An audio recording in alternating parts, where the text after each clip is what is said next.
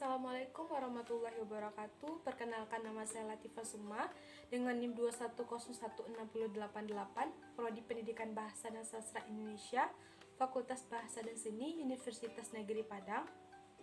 Izin mempresentasikan tentang teori pembelajaran bahasa Indonesia dengan Ibu dosen pengampu, yaitu Ibu dosen Yulianti Rashid, SPD MPD, tentang materi pembelajaran bahasa yang dilatar belakangi oleh psikologi tradisional, behavioristik, kognitivistik, dan humanistik.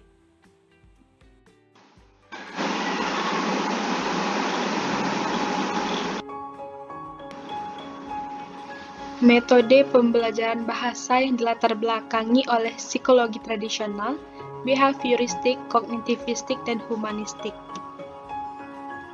Pada materi pertama membahas tentang metode pembelajaran bahasa yang dilatar belakangi oleh psikologi tradisional.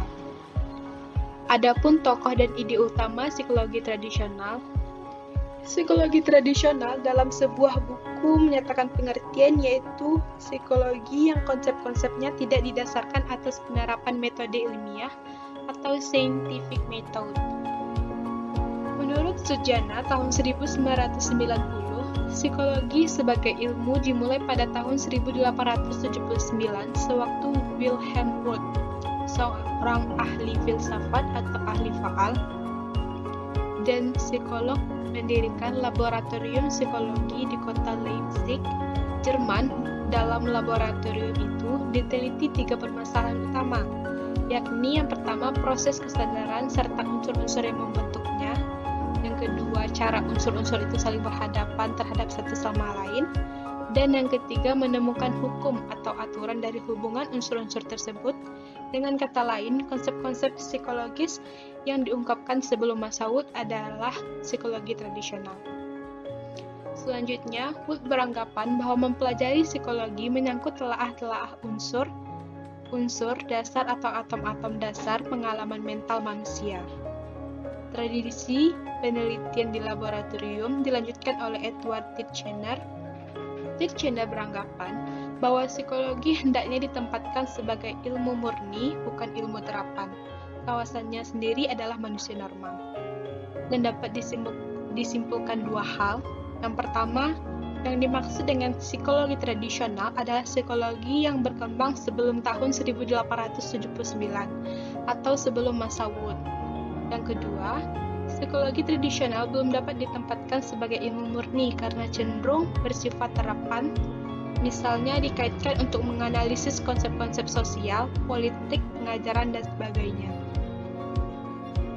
Adapun 3 tokoh dalam psikologi tradisional. Yang pertama, Francis Bacon. Ia beranggapan bahwa pengetahuan tentang alam harus dapat digunakan secara praktis dalam kehidupan manusia. Oleh karena itu, harus diadakan penyelidikan terhadap alam secara baik, metode induksi dengan percobaan atau eksperimen-eksperimen. Yang kedua, menurut John Locke, ia berpendapat bahwa sekolah hendaknya ditujukan untuk kepentingan pendidikan, hendaknya disesuaikan dengan kepentingan anak, yaitu sebagai kebajikan, kealiman, keberadaban, dan pengetahuan. Yang ketiga, ada Jean-Jacques Rousseau. Menurut Rousseau, seluruh manusia pada dasarnya memiliki kodrat sebagai makhluk yang baik. Apabila manusia itu buruk, maka masyarakatlah yang menyebabkannya. Metode tata bahasa terjemahan. Adapun sejarah singkat dari ini, hingga pada abad ke-15, bahasa Latin merupakan bahasa yang paling banyak dipakai dalam bidang-bidang pendidikan, komersial, keagamaan, dan pemerintahan di negara-negara barat. Namun, menjelang pada abad ke-16, penggunaan bahasa Latin mulai menurun. Lalu, bahasa Latin menjadi model pembelajaran bahasa asing sejak abad ke-15 hingga 17. Dan pada abad ke-16 sering menimbulkan kecemasan dan ketakutan siswa. Setelah itu, pada abad ke-17, bahasa Latin dipandang sebagai bahasa modern. Hingga pada abad ke-19, pendekatan yang didasari oleh pembelajaran bahasa Latin ini menjadi acuan standar bagi pembelajaran bahasa asing di sekolah-sekolah. hingga menjadi metode tata bahasa terjemahan. Tumbuh dan berkembang di kalangan pakar-pakar pembelajaran bahasa Jerman. Tujuan pengembangan metode ini adalah agar siswa mengetahui segala sesuatu berkaitan dengan sesuatu dan pengetahuan tersebut hendaknya melebihi objek itu sendiri. Yang kedua, landasan teori kebahasaan. Metode tata bahasa jelas tidak memiliki acuan kebahasaan yang standar. Tata bahasa yang berkembang pada saat itu jelas tata bahasa yang beraliran linguistik tradisional yang sangat dipengaruhi oleh tata bahasa lain. Selanjutnya, yang ketiga, landasan teori pembelajaran. Landasan teori pembelajaran yang digunakan dalam penyusunan juga tidak jelas. Psikologi, apalagi psikologi pembelajaran, belum dikaji secara ilmiah. Jadi, psikologi yang mempengaruhi penyusunan juga psikologi tradisional, terutama empirisme. Adapun rancang bangun metode memiliki 7 karakteristik yang membedakannya dengan metode pembelajaran bahasa lain. Yang pertama, tujuan belajar bahasa asing. Tujuan belajar bahasa asing adalah agar seseorang dapat membaca teks-teks bahasa asing, mengembangkan disiplin mental dan intelektual yang diharapkan sebagai efek logis dari hasil pembelajaran bahasa asing tersebut. Yang kedua, fokus utama pembelajaran bahasa. Fokus utama pembelajaran bahasa adalah membaca dan menulis, serta memperhatikan yang sistematis terhadap pengembangan kemampuan berbicara dan menyimak. Yang ketiga, ada pemilihan kosakata. Pemilihan kosakata yang dibelajarkan semata-mata didasari oleh teks-teks bahasa asing yang dibelajarkan. Selanjutnya, kalimat. Kalimat merupakan unit pusat pembelajaran bahasa dan penerjemahan. Siswa ditugasi untuk menerjemahkan kalimat-kalimat berbahasa asing ke bahasa yang telah dikuasai oleh siswa atau sebaliknya.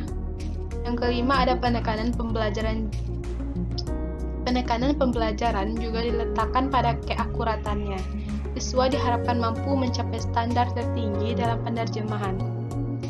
Yang keenam, ada tata bahasa. Tata bahasa diajarkan secara deduktif, yaitu melalui pemantapan penguasaan kaidah ketatabahasan pada tahap pertama. Kemudian pada tahap berikutnya, siswa ditugasi untuk mempraktikkan penerapan kaidah tersebut. Selanjutnya yang ketujuh, siswa-siswa penutur asli bahasa target. Ini merupakan media pembelajaran bahasa asing. Hal ini digunakan oleh guru untuk menjelaskan butir-butir kaidah ketabahan bahasa yang melalui perbandingan antara kaidah ketatabahasaan bahasa asing dengan kaidah ketatabahasaan bahasa pertama. Selanjutnya, pengembangan pola interaksi belajar mengajar dalam penerapan metode tata bahasa. Guru merupakan pusat pembelajaran, sedangkan siswa hanya sebagai objek yang harus menempuh kegiatan belajar. Metode langsung atau direct method. Sejarah singkatnya, sejak tahun 1880, pakar-pakar linguistik seperti Henry Swift dari Inggris, Wilhelm Fieter dari Jerman, dan Paul Passy dari Prancis mulai menekankan perlunya organisasi profesi intelektual untuk mengembangkan ide-ide pembaruan yang memiliki kredibilitas dan keberterimaan yang tinggi. Lalu beberapa pakar menganjurkan agar pembelajaran bahasa dilandasi oleh prinsip-prinsip pemerolahan bahasa secara alamiah. Ide-ide ini pada akhirnya menumbuhkan metode-metode pembelajaran bahasa yang pada umumnya dikenal sebagai metode alamiah. Pada perkembangan selanjutnya, metode-metode alamiah ini mengacu kepada suatu pengembangan metode pembelajaran bahasa yang kemudian dikenal dengan nama metode langsung atau direct method. Kedua, ada landasan teori kebahasaan. Dari segi kesejarahan, Metode langsung dilandasi oleh prinsip-prinsip pembelajaran bahasa. Yang ketiga ada landasan teori pembelajaran yang melandasi pengembangan secara empirisme. Dalam penerapan metodenya, berusaha menciptakan lingkungan yang mendukung proses pembelajaran. Yang keempat ada rancang bangun pelajaran. Rancang bangun pelajaran memiliki prinsip-prinsip dan prosedur, yaitu 1. Pengajaran di kelas hendaknya semata-mata menggunakan bahasa target. Yang kedua, hanya kosakata dan kalimat nyata yang dipakai dalam kehidupan sehari-hari. Yang ketiga, keterampilan berkomunikasi lisan hendaknya dibangun secara gradual atau diorganisasikan seputar tanya jawab. Yang ketiga, tata bahasa diajarkan induktif.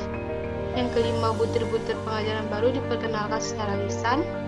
Yang keenam, kosakata nyata hendaknya diajarkan melalui demonstrasi atau benda-benda dan gambar-gambar. Yang ketujuh, baik pengujaran maupun pemahaman menyimak diajarkan. Yang kedelapan, penekanan pengajaran diletakkan pada ketepatan pengucapan dan ketatabahasaan. Adapun materi tentang kelima, pengembangan pola interaksi belajar mengajar dalam penerapan metode langsung.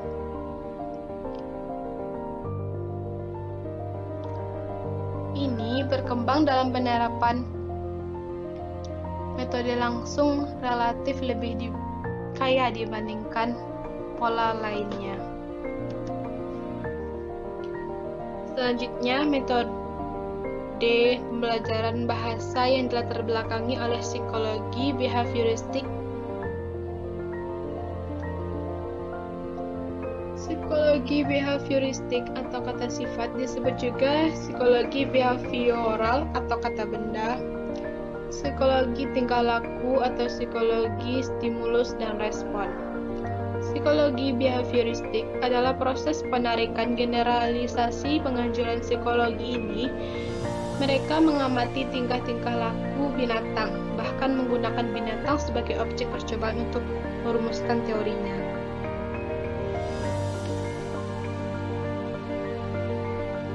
Adapun tokoh dan ide utama dalam psikologi behavioristik, yaitu Skinner misalnya menggunakan tikus, Pavlov menggunakan anjing, Wedenis menggunakan kecebong, dan sebagainya. Terdapat keseragaman konsep di antara beberapa tokoh. Yang pertama, Edward Linford Tate, belajar pada manusia pada dasarnya menganut prinsip yang sama dengan belajar bahasa pada binatang. Yang kedua, Ivan Pavlov, melalui percobaan pemberian makanan terhadap anjing. Yang ketiga ada B.F. Skinner, mengemukakan konsep kontrol tingkah laku atau behavior control dan modifikasi tingkah laku.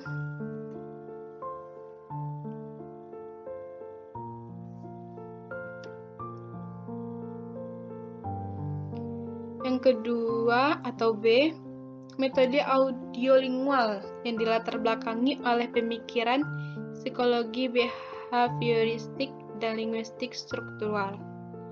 Secara singkatnya, sebelum Perang Dunia Kedua, pembelajaran bahasa asing hampir di seluruh belahan dunia ini didominasi oleh penggunaan metode terjemahan atau tata bahasa. Dan metode langsung dari Eropa memasuki fase Perang Dunia II. Amerika Serikat mengembangkan metode, yaitu metode audiolingual. Yang kedua adalah landasan teori kebahasaan. Metode audiolingual yang dipelopori oleh kedua tokoh juga melandasi penyusunan metode pembelajaran bahasa sesuai dengan konsep-konsep pemberial linguistik struktural. Yang ketiga adalah landasan teori pembelajaran. Metode audiolingual sangat dipengaruhi oleh psikologi behavioristik. Psikologi behavioristik memandang manusia sebagai organisme yang pasif, yang dikuasai oleh stimulus-stimulus yang terdapat dalam lingkungannya. Yang keempat ada rancang bangun metode. Tujuan pembelajarannya, menurut Huda, terdapat 2 tingkat tujuan pembelajaran, yaitu tujuan jangka pendek dan tujuan jangka panjang. Adapun peranan pembelajar, guru, dan materi. Metode audiolingual ini meyakini bahwa pembelajaran pada awalnya berkedudukan pasif, yang dikenai pengaruh lingkungan. Oleh sebab itu, peran guru atau pembelajar sangat menonjol karena berkedudukan sebagai pencipta sekaligus pengembangan lingkungan yang memungkinkan siswa menerima serangkaian stimulus. Materi pembelajaran dalam bentuk buku ajar atau buku teks disusun berdasarkan hasil analisis perkiraan kebutuhan siswa yang mempelajari bahasa target.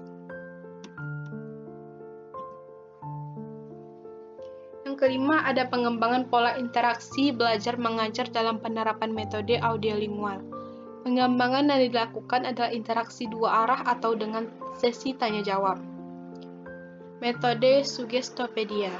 Sejarah singkatnya, Suggestopedia merupakan suatu metode yang dikembangkan oleh pakar psikologi dari Bulgaria, yaitu suatu negara yang terdapat di Eropa Timur sana. Metode ini dikembangkan oleh George Lozanov, seorang pakar psikologi namun juga pakar di bidang pendidikan, psikiater, dan ahli fisika. Landasan teori kebahasaan. Pembelajaran bahasa melalui penggunaan metode Suggestopedia mengarahkan siswa bukan pada penghafalan kosakata dan pemerolehan kebiasaan-kebiasaan tuturan, melainkan untuk dapat berkomunikasi. Selanjutnya, landasan teori pembelajaran. Pemberian sugesti adalah jantung metode Suggestopedia. Adapun yang keempat, materi tentang rancang bangun metode. Yang pertama, ada tujuannya. Tujuan penggunaan metode Suggestopedia adalah untuk menyampaikan keterampilan berbahasa dengan lebih baik dan lancar secara cepat. Metode ini mendasarkan tuntutan pembelajarannya pada penguasaan siswa terhadap daftar-daftar pasangan kosakata yang sangat banyak. Selanjutnya, silabus. Silabus pada pembelajaran bahasa melalui penerapan metode Suggestopedia berlangsung selama 30 hari. Lama kegiatan ini adalah selama 6 hari. Sehari kegiatan berlangsung selama 4 jam. Selama 30 hari tersebut, pelajaran terdiri dari 10 unit. Fokus sentral dari masing-masing unit adalah sebuah dialog yang terdiri dari 1.200 kata, daftar kosakata, dan komentar tentang tata bahasa. Selanjutnya, tipe-tipe kegiatan pembelajaran pengajaran. Jenis kegiatan yang paling khas dalam penerapan metode Suggestopedia adalah kegiatan menyimak, yang berkaitan dengan teks dan kosakata teks setiap unit. Kegiatan menyimak merupakan bagian khas dari fase pembelajaran yang berlangsung pada hari pertama suatu unit baru. Selanjutnya, peranan pembelajaran. Peranan pembelajar ini bersifat keikutsertaan siswa dalam pembelajaran bahasa melalui penerapan metode Suggestopedia adalah kesukarelaan. Dalam kesukarelaan itu, diharapkan siswa patuh pada peraturan-peraturan kelas dengan segala kegiatannya. Selanjutnya, peranan pengajar. Dalam penerapan metode Suggestopedia, peranan utama pengajar adalah menciptakan situasi-situasi yang merupakan wadah pembelajaran untuk dapat disugesti dengan baik.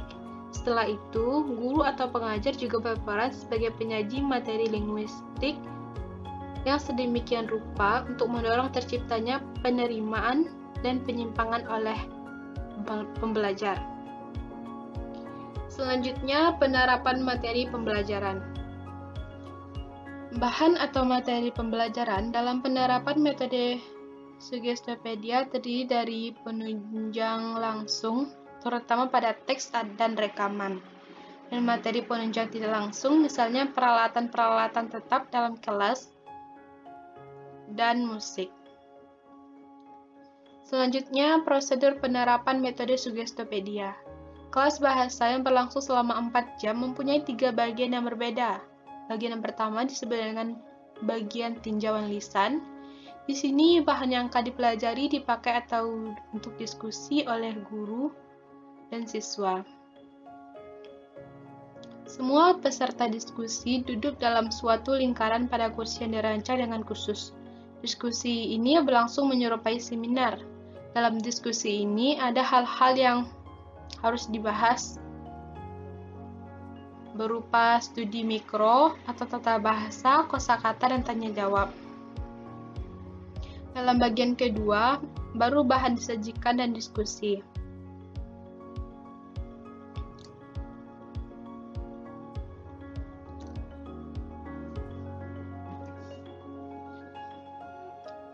Selanjutnya, pengembangan pola interaksi belajar mengajar dalam penerapan metode Suggestopedia.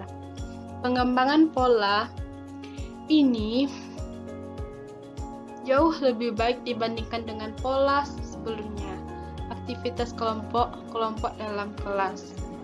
Yang keenam, ada kemungkinan penerapan metode Suggestopedia dalam pembelajaran bahasa Indonesia.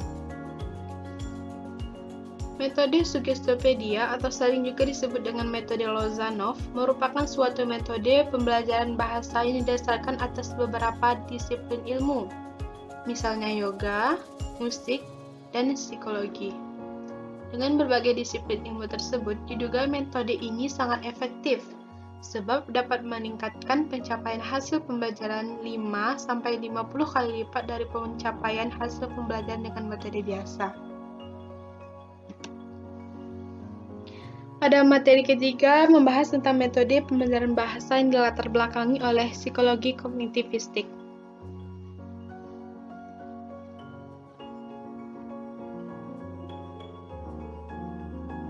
Adapun tokoh-tokoh dan ide utama dari psikologi kognitivistik. Yang pertama ada Jean Piaget, yang kedua ada David Ausubel, yang ketiga ada Jerome Bruner. Kritik terhadap teori kognitivistik. Teori kognitif, terutama teori yang dikembangkan oleh Piaget, sering dikritik karena sukar untuk dipraktekkan. Adapun metode alamiah. Sejarah singkatnya, pada tahun 1977, Tracy Terrell, seorang guru bahasa Spanyol di California, mempublikasikan sebuah rancangan bagi filsafat pengajar bahasa yang disebut pendekatan alamiah. Menurut Terrell, pendekatan tersebut merupakan suatu usaha untuk merancang pengajaran bahasa yang mendayagunakan prinsip-prinsip alamiah yang diperoleh melalui penelitian tentang pemerolehan bahasa kedua. Rancangan metode tersebut dikembangkan Terrell sesuai dengan pengalamannya mengajar bahasa Spanyol. Yang kedua ada landasan teori kebahasaan. Landasan teori kebahasaan, menurut Terrell dan Krashen, memandang bahasa memiliki fungsi utama sebagai komunikasi. Oleh sebab itu, metode alamiah dibangun atas teori kebahasaan yang relevan dengan teori komunikatif.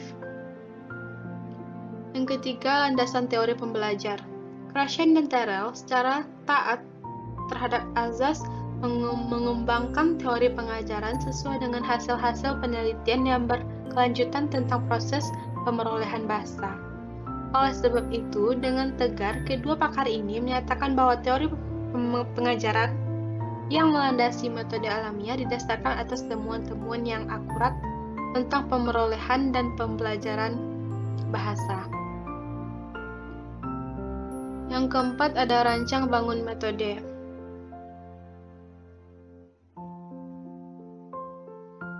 Rancang bangun metode terdiri dari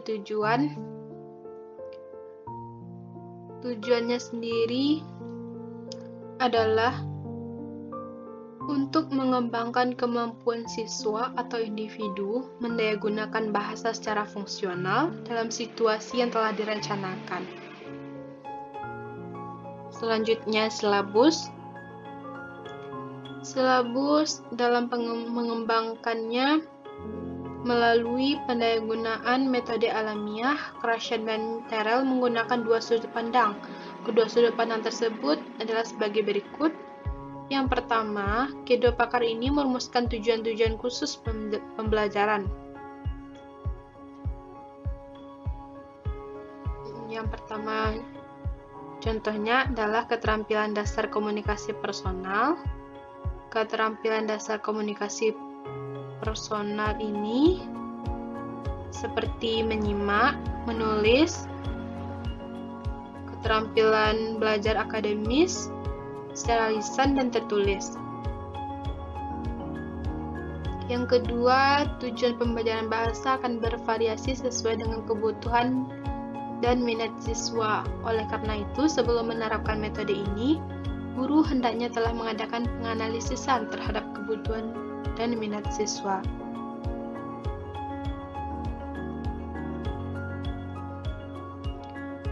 Yang C, tipe-tipe kegiatan pembelajaran dan pengajaran. Sejak awal penerapan metode alamiah, penekanan pembelajaran terletak pada kenyataan pemasukan dan terpahami dalam bahasa target.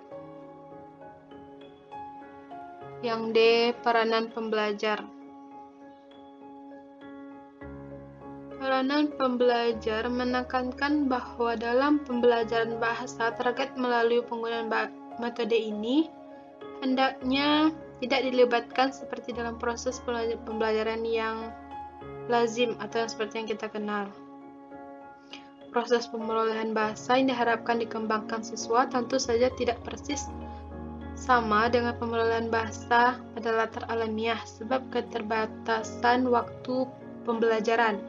Jadi siswa justru dituntut aktif untuk mengalami sendiri proses pemerolehan bahasa tersebut. Selanjutnya, peranan pengajar. Guru memegang peran penting dalam pembelajaran bahasa dengan menerapkan metode alamiah. Paling tidak ada 3 peran guru. Yang pertama, guru merupakan sumber primer atau pengadaan masukan-masukan yang terpahami bagi siswa dalam kelas. Yang kedua, guru bertanggung jawab untuk menciptakan dan memelihara iklim kelas sehingga terjalin hubungan antar siswa dan guru dengan ramah dan baik. Yang ketiga, guru bertanggung jawab untuk menciptakan berbagai aktivitas pembelajaran dalam 3 kelas sehingga menarik minat siswa. Yang F, peranan materi pembelajaran. Peranan utama materi pembelajaran adalah dalam penerapan metode alamiah sebagai pencetus aktivitas komunikasi dalam kelas sesuai dengan konteks dan aspek-aspek ekstralinguistik lainnya. G. Prosedur penerapan metode Suggestopedia. Seperti sebelumnya, pelaksanaan pembelajaran bahasa melalui pendayagunaan metode alamiah mengadopsi berbagai metode pembelajaran lain, yaitu metode langsung, metode respon fisik total, dan metode komunikatif. Yang kelima, pengembangan pola interaksi belajar mengajar dalam penerapan metode alamiah. Pengembangan pola ini menerapkan secara relatif identik dengan metode ini. Keduanya terdapat perbedaan dan cukup mendasar. Metode kompetensi komunikatif. Dalam rujukannya, nama kompetensi komunikatif cenderung ditempatkan sebagai suatu pendekatan, bukan metode. Oleh sebab itu, dalam bagian ini tetap digunakan istilah pendekatan komunikatif. Pengertian dan konsep pendekatan komunikatif.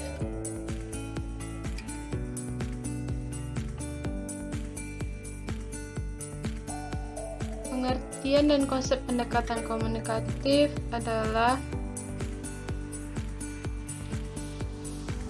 kompetensi kebahasaan yang bertalian dengan pengetahuan penutur terhadap struktur bahasa sebagai suatu sistem dan merupakan kemampuan potensi diri dari penutur. Selanjutnya, latar belakang perkembangan pendekatan pembelajaran bahasa komunikatif. Menurut Imram, pemunculan dan perkembangan pendekatan pembelajaran bahasa komunikatif dilatar belakangi sekurang-kurangnya oleh disiplin ilmu. Ketiga disiplin ilmu tersebut adalah psikologi, linguistik, dan sosiolinguistik. Penerapan pendekatan pembelajaran bahasa komunikatif dalam proses belajar mengajar bahasa Indonesia. Yang pertama, ciri-ciri pendekatan pembelajaran komunikatif, peran pembelajar dalam proses belajar mengajar, peran guru dalam proses belajar mengajar, metodologi atau teknik pembelajaran bahasa berdasarkan pendekatan komunikatif, dan peran materi pembelajaran. Yang keempat, pengembangan pola interaksi belajar mengajar dalam penerapan metode komunikatif. Pendekatan komunikatif ini berlangsung dengan pola yang ideal. Komunikasi antara guru, siswa dan siswa, bahkan guru, siswa dan masyarakat yang berkembang secara optimal. Selanjutnya, materi keempat yang membahas tentang metode pembelajaran bahasa yang dilatar belakangi oleh psikologi humanistik. Aliran psikologi yang keempat ini adalah psikologi humanistik. Bagi penganut teori psikologi ini, proses belajar harus berhulu dan bermuara pada manusia itu sendiri. Dari keempat teori psikologi belajar, teori humanistik inilah yang paling abstrak, yang paling mendekati dunia filsafat daripada dunia pendidikan. Sekian presentasi dari saya. Apabila ada kata-kata yang salah, mohon maaf. Assalamualaikum warahmatullahi wabarakatuh.